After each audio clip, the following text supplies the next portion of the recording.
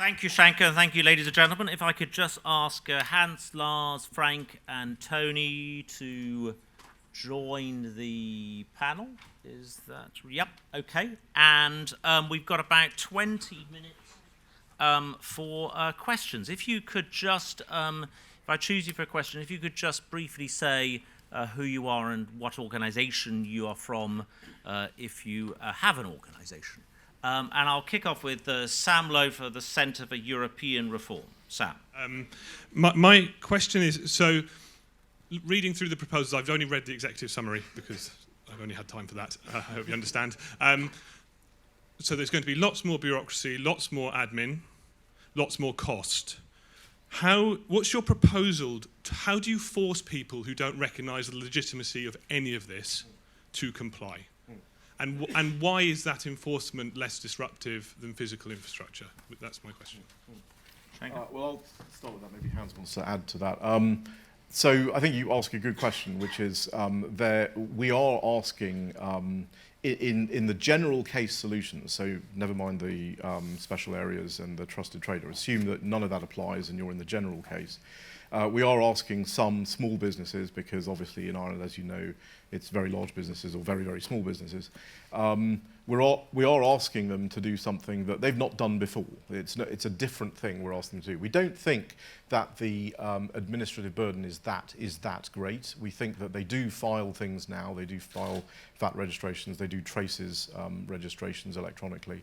So we don't think it's an enormous imposition, but nevertheless we recognise that there is a cost. And therefore, one of the things we are proposing, I failed to mention it, but one of the things we are proposing, and you'll see it in the report, is a transitional adjustment fund for small businesses above the VAT threshold. We're asking for an exemption for businesses below the VAT threshold, because we don't think those businesses are genuinely a threat to the single market and the customs union.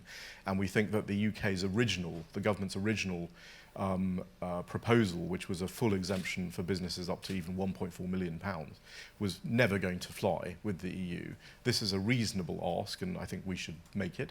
But for those bigger businesses above the threshold, transitional adjustment fund, that's a good investment by a government, because what you're doing is you're getting people customs ready, not just for the case of trade into the EU and the Republic of Ireland, but for all trade. And I think that's a good thing to do. But you're right, we need to recognise we're asking people to do something slightly differently than they've done before.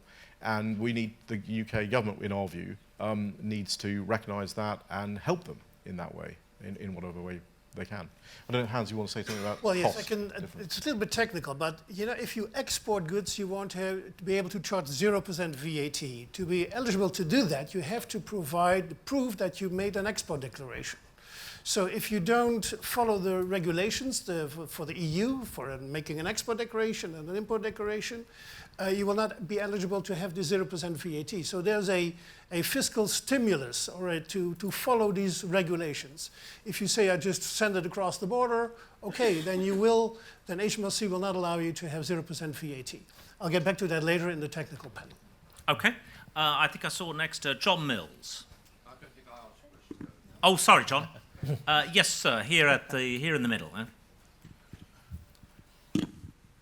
John Peet from The Economist. I just wanted to be clear about the second constraint that Shanker put up on his slide, which said no physical infrastructure or checks at the border between Ireland and the UK. And just to clarify where you're coming from, the December 2017 agreement in paragraph 45 didn't say that. It said no physical controls, no border checks anywhere. So you are, in fact, rowing back not just from the backstop, but from the December 2017 agreement between the UK and the EU. So actually, what the December agreement said was no physical infrastructure at the border and no related checks and controls. Now, it's the UK government that has interpreted that to mean that means no checks anywhere in Northern Ireland. We don't think, well, the EU naturally took the UK government's line there. We don't think that that's a valid legal interpretation. We don't think it's a necessary legal interpretation. And more importantly, if the goal here is to have no checks at all in Northern Ireland, the only way to achieve that is to have Northern Ireland in the single market and the customs union. So we don't think that's a viable starting point. We think the government was mistaken in making that interpretation, and we don't think it leads to a solution. So we're starting from something that we think is legally justifiable based on a legal interpretation of that document, and can actually lead to a solution. Right. I'm going to take next David Hennig, who I must declare an interest. I think David used to work for me once at the Department for International Trade, but he is now with the UK Trade Policy Observatory here at the front. David. Thank you. Yes, so you bear full responsibility if I say anything awkward, which I'm not actually. I'm going. So Shanker mentioned cooperation as being really important on this, and we need to carry on cooperation. And from the whole tone of the report, I'm just interested in the idea that any of this could be done in a no-deal or uncooperative environment. How much of this could be done in an environment where the UK and the EU were not cooperating, or how much relies on both sides cooperating? Okay. Shanker, do you want to take? Well, there was an interesting report, obviously many of you will know the Michael Locke's Eric Pickett report on no-deal planning. I mean, there are certain things they referred to in terms of the WTO frontier traffic exemption and other things that you could do. But I think it's a fair point. I mean, in order for this holistic set of solutions, and I would encourage people to read these as a whole set of solutions. These aren't things that you pull little elements from and say, well, we'll do this and we'll do that, but we won't do the other thing. You have to actually do all of it in order for it to function, to solve this issue. And for that, we will need to have a deal with the European Union. And that is what we recommend.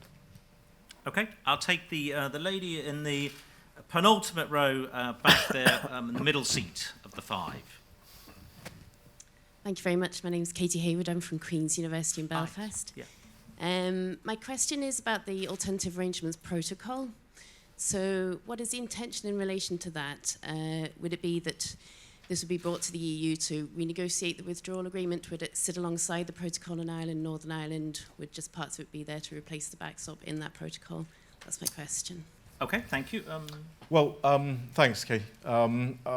We are doing technical work, so we're a technical panel, and the Commission is not making a statement about you must do this to the political bodies. And we can't predict the future, so we don't know what the arrangements will be once the UK has a new Prime Minister, once the European institutions are re-established.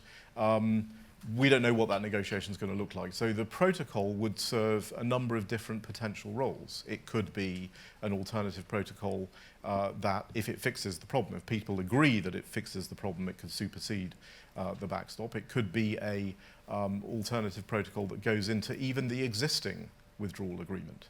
So we've covered every single sort of potential opportunity here. It could go into the existing withdrawal agreement and render the backstop unnecessary, so it's not ever triggered.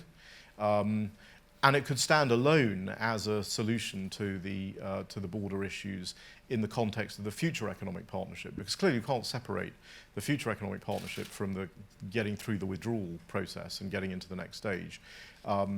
Any future economic partnership, whatever it is going to have to deal with these exact same issues.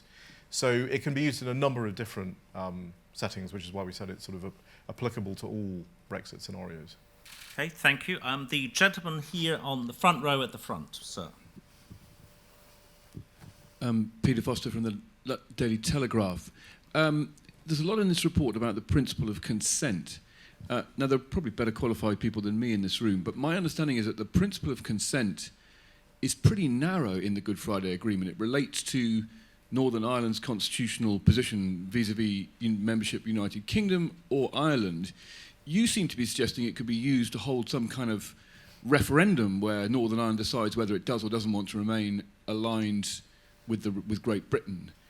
Do I have that right? Do you have that right?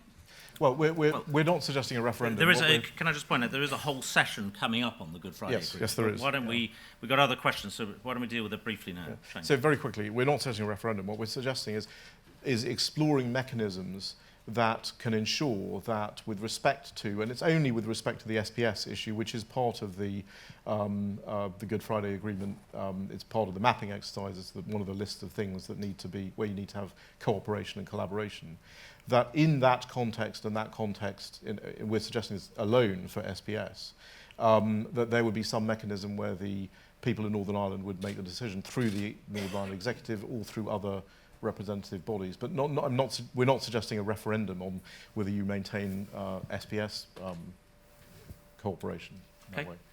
The lady at the back, yes. Hello, it's Lisa O'Carroll from The Guardian. It's a related question on SPS checks. What sort of mechanism exists to allow Ireland to deviate from the EU? You talk about this in your quite elaborate description of how you could have a common rule book in the same way as Australia and New Zealand do. So that's one question. And the second one is, aren't quite a lot of these things already in the backstop? And these are things that the DUP are opposed to, such as marketplace surveillance, such as checks in ports and airports, etc. So on the SPS area and SPS checks, in terms of, again, the general case, if you don't have any common areas, you don't have any of that, what we're suggesting there, and we'll have an SPS panel where we'll talk about this, but what we're suggesting there is you can use the existing flexibilities of the Union Customs Code, which do exist, in order to allow, in the case of special geographies, which this would be one, to push any needed infrastructure away from the border. Designated roads, which would also be required, you'd need a derogation, and Swedish-Norway border has derogations for designated roads. So there are things that you can do, and it's also following the grain of the EU regulatory system, which is moving towards border control posts, where SPS checks and veterinary checks are able to be done outside of those physical infrastructures, and that would enable things like mobile veterinary units and those sorts of things to be used. That's the general case. If you want to, or need to have a common SPS area, you're absolutely right. We don't think, and we say in the report, we don't think a common SPS area right now for the island of Ireland would be politically feasible, which is why we've suggested an alternative mechanism that may or may not get to that point when the decision is ripe. The decision is not ready. It's not ripe for a decision now, because the UK will not be diverging from day one. This issue becomes relevant when the UK, when and if the UK does diverge, which may be some years away, and we think we want to create a mechanism that enables us to have a solution at that point. I will say that, and maybe Frank wants to jump in here, putting checks and controls and those sorts of things in harbours and ports and natural choke points is an advantage. It's a huge advantage, and it does take advantage of the fact that we are dealing with two islands here, which is a colossal advantage in terms of trying to smooth and simplify and have less administrative constraints. Frank? Yeah, I think to add to that, it's pretty much how it works today. So the Port of Larne is where most of the livestock checks happen for the export and import between, if you like, the Scottish regions, etc. And in a similar fashion, we've got agreements with, the EU has agreements with New Zealand in the way that food is transported on containers from New Zealand. Those checks are done in New Zealand on the food. They're certified in an agreement, according to an agreement, and then they're transported into the EU without further checks. So there are ways of doing these things, and it's not just a question of technology. It's about setting up that combined agreement, and then once we have those agreements in place, we can use... Sorry, it's the political question. Yeah. Politics don't work around that. Okay, Which- well, look, this is a which is a question and different- answer a session different rather. point, yeah. I've got three other questioners, so I'm going to take the gentleman in the far corner who's been waiting very patiently. Alex Stojanovic, Institute for Government. My question refers to the fact that a lot of this is focusing on compliant trade. What about trade that isn't compliant? So the example that will often be brought up to by EU customs officials if you speak to them is a textiles case which was routed through lax controls in the UK and then rerouted to Germany. One of the big worries is stuff's going to come into the UK, going through Northern Ireland and then into the single market. it seems to me that the obvious way to deal with that would be to allow the possibility of EU officials to intervene in Great Britain, and this is probably moving you slightly towards a Northern Ireland-only backstop kind of territory where you scale up the controls there. But okay, what solution do okay, you so have? non-compliant. I'm going to take the three questions, Yes. and I'm going to give the three questions together to the panel. The gentleman Thank you. just here on the middle row here, just in the aisle. Yes, sir. Dennis Staunton from the Irish Times. On the special economic zones, these presumably will have some geographical limits, and I'm wondering how they might be policed, or how you would define them and how you would ensure compliance where they're concerned. Okay. And then the final question I'm going to take in this panel, I'm afraid, but there'll be opportunities for questions later, is Chris Giles from the FT. Thank Sorry, you. yeah, that- Thank you. I wanted to ask a quick question on VAT, which is partly on the non-compliant trade, because clearly if there are people having export declarations but the goods don't flow, then the goods remain wherever they are, whether in the UK or in the single market, without tax on them, undermining the rest of the trade there. Now, we know that VAT, there are leaky borders with VAT already. How do you see this working under the EU's 2021 VAT reforms? Right, so we've got three questions. First on non-compliant trade, and then secondly on how special economic zones would work in terms of the policing of the border, the policing the border of those zones. By the way, I think the UK, I'm not sure about Ireland, but the UK has already got a number of enterprise zones and other kind of tax beneficial zones which haven't ever had an issue with policing, but I'll throw that to the panel. And third is on VAT. Who wants to kick off from the panel on those? Perhaps Hans. Yes, Mr. Stojanovic, we met before. Well, the case with the textile goods was about the value of the goods. The HMRC didn't check the value very correctly, but that was the case also in many other countries in the European Union. But they picked out Britain, obviously, for some other reason. In case there is a free trade agreement between the EU and the UK, of course, there will be no need to smuggle because there's no duty to circumvent. Smuggling is taking place now, and it's mainly caused by differences in excise duties, and excise duties will not change after Brexit. So we'll have to see how trade relations will develop after Brexit, and if there will be differences in duties after Brexit, which may stimulate smuggling. But with market surveillance and good cooperation between HMRC and Irish customs and EU customs, I think that can be tackled. I mean, just on smuggling, it's very important to understand what it is that we're aiming, working towards. There is a considerable amount of smuggling on the EU's external borders now, and in fact, even on the EU's internal borders. I think Lars has done some work on this. Do you want to? No, absolutely, and I think that it is connected as well, because obviously, if we put in place systems where it's easy to actually do these formalities, like again, trusted trader programs and so forth, we'll get back to this afternoon. Those compliant traders actually self-assessment avoids many of these type of problems because there are other control systems in place. However, it also feeds on the fact that if we're going to do that cooperation that Hans is talking about, which is the way we actually combat different type of irregularities and smuggling today, is collecting data, advanced information, sharing advanced data analysis and so forth. We need that data, and we'll actually get it better in the situation where we are post-Brexit than actually today. Because today there's no accurate trade data available to actually do the pattern recognition and to do the advanced analysis we do to find the irregularities. So there's actually an upside to it when it comes to fighting smuggling in this scenario and with the suggestions in the report that we had before. And does Tony, did you want to add anything? Tony's the only man who's headed up the Borders Agency in both this country and in Canada.